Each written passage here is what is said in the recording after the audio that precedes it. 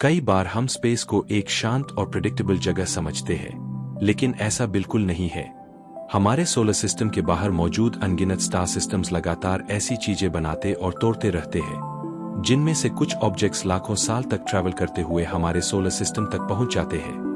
पिछले कुछ सालों में हमने 2 ऐसे इंटरस्टेलर विजिटर्स को अपनी आंखों के सामने से गुजरते देखा है, और अब तीसरा रहस्यमय विजिटर हमारे सोलर सिस्टम में प्रवेश कर चुका है।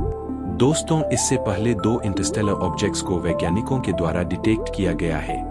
उसमें से पहला है ओमुमुया, सबसे अजीब और उलझन भरा विजिटर। 2017 में वैज्ञानिकों ने पहली बार एक ऐसे ऑब्जेक्ट को डिटेक्ट किया जो हमारे सोलर सिस्टम का नहीं था। इस ऑब्जेक्ट का नाम रखा गया ओमुमुया, जिसका अर्थ है दूर से आया मैसेंजर।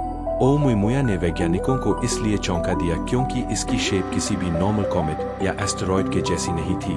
कुछ इमेजेस और कैलकुलेशंस बताते थे कि यह एक लंबा सिगार जैसा दिखता है, जबकि कुछ ऑब्जर्वेशंस इसे एक फ्लैट पैनकेक जैसा बताते थे। इसके अलावा इस ऑब्जेक्ट ने अपने पाथ से थोड़ा डेविएशन भी दिखाया।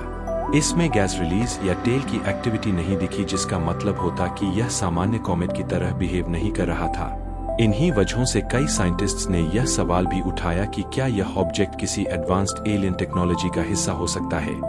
हालांकि आज तक इसका कोई सॉलिड प्रूफ नहीं मिला, लेकिन ओमुमुया आज भी स्पेस साइंस की सबसे बड़ी मिस्ट्रीज में से एक है। 2019 में दूसरा इंटरस्टेलर विजिटर हमारे सोलर सिस्टम में आया, जिसका नाम रखा गया कॉमेट 2I बोरिसोव। ओमुमुया के विपरीत बोरिसोव एकदम नॉर्मल कॉमेट की तरह बिहेव कर रहा था। इसमें गैस, डस्ट, टेल सभी कुछ था, और एक्टिविटी बिल्कुल उसी तरह की थी जैसी हमारी सोलर सिस्टम के कॉमेट्स में देखी जाती है। हालांकि यह बहुत तेज ट्रैवल कर रहा था और जल्दी ही टूटने भी लगा, लेकिन इसने एक बेहद महत्वपूर्ण बात साबित कर दी कि दूसरे स्टार सिस्टम्स में भी कॉमेट्स ऑलमोस्ट उसी तरह बनते हैं जैसे हमारे सोलर सिस्टम में बनते हैं। इससे साइंटिस्ट्स को यह समझने में काफी मदद मिली कि यूनिवर्स में प्लैनेट फॉर्मिंग मटेरियल हर जगह मिलता है। अब इन 2 विजिटर्स के बाद तीसरा इंटरस्टेलर ऑब्जेक्ट हमारे सोलर सिस्टम में एंटर हुआ है, और इसका नाम है 3I एटलास। 3I एटलास को 2024 में एटलास सर्वे ने डिटेक्ट किया। जब साइंटिस्ट्स ने इसकी ऑर्बिट को डिटेल में स्टडी किया, तो उन्होंने पाया कि इसकी एक्सेंट्रिसिटी वैल्यू 1 से ज्यादा है। एक्सेंट्रिसिटी 1 से ऊपर होने का मतलब होता है कि ऑब्जेक्ट की ऑर्बिट हाइपरबोलिक है, यानी यह सन की ग्रेविटी से बंधा हुआ नहीं है, और यह हमारे सोलर सिस्टम का हिस्सा भी नहीं है। ऐसे ऑब्जेक्ट्स केवल पासिंग विजिटर्स होते हैं, जो एक बार गुजरते हैं और फिर हमेशा के लिए स्पेस में आगे बढ़ जाते हैं। इसके अलावा इस कॉमेट की स्पीड भी बेहद ज्यादा है। ये लगभग 60-70 किलोमीटर पर सेकंड की गति से ट्रैवल कर रहा है, जो नॉर्मल कॉमेट से कहीं ज्यादा है। इसकी ब्राइटनेस में भी लगातार वेरिएशंस देखे गए, और इसका डस्ट गैस रेशियो भी हमारे सोलर सिस्टम के कॉमेट्स जैसा नहीं है। ये सभी बातें इस बात की पुष्टि करती है कि 3I एटलास हमारे सोलर सिस्टम के बाहर किसी दूसरे स्टार सिस्टम से आया है। 3I एटलास कई कारणों से साइंटिस्ट्स के लिए बेहद खास है। सबसे पहला कारण यह है कि यह ओमुमुया की तरह कोई स्ट्रेंज शेप नहीं दिखाता, इसलिए इसे ऑब्जर्व करना काफी आसान है। दूसरा कारण यह है कि यह बोरिसोव की तरह ब्रेक नहीं हो रहा, जिससे साइंटिस्ट्स को इसके nucleus, dust particles, gas activity और केमिकल कॉम्पोजिशन को डिटेल में स्टडी करने का मौका मिल रहा है।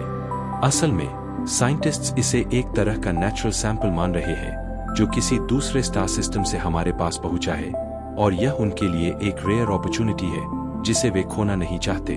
हर कॉमेट अपनी जगह की जानकारी कैरी करता है। साइंटिस्ट्स इसके अंदर मौजूद आइसेस जैसे CO आइस और अमोनिया आइस को स्टडी करके यह जान सकते हैं कि यह किस टेम्परेचर जोन में बना था। इसमें मौजूद डस्ट पार्टिकल्स और मेटल से पता चलता है कि उस सिस्टम में प्लैनेट्स किस तरह फॉर्म हुए होंगे। सबसे रोमांचक बात यह है कि यदि इसमें कॉम्प्लेक्स ऑर्गेनिक मॉलिक्यूल्स मिलते हैं, तो यह साबित हो सकता है कि लाइफ के बिल्डिंग ब्लॉक्स यूनिवर्स में एक स्टार सिस्टम से दूसरे स्टार सिस्टम तक ट्रैवल कर सकते हैं। सोचिए, लाखों साल पहले जब किसी यंग स्टार सिस्टम में प्लैनेट्स बन रहे थे, तब किसी ग्रेविटेशनल घटना ने इस छोटे से कॉमेट को सिस्टम से बाहर फेंक दिया। तब से यह अकेला स्पेस में ट्रैवल करता रहा, और अब यह पहली और आखिरी बार हमारे सोलर सिस्टम से गुजर रहा है। उसके बाद यह हमेशा के लिए स्पेस में आगे बढ़ जाएगा। अगर आपको यह जर्नी पसंद आई हो, तो इस वीडियो को लाइक, शेयर और इस चैनल को सब्सक्राइब करना बिल्कुल मत भूलिए।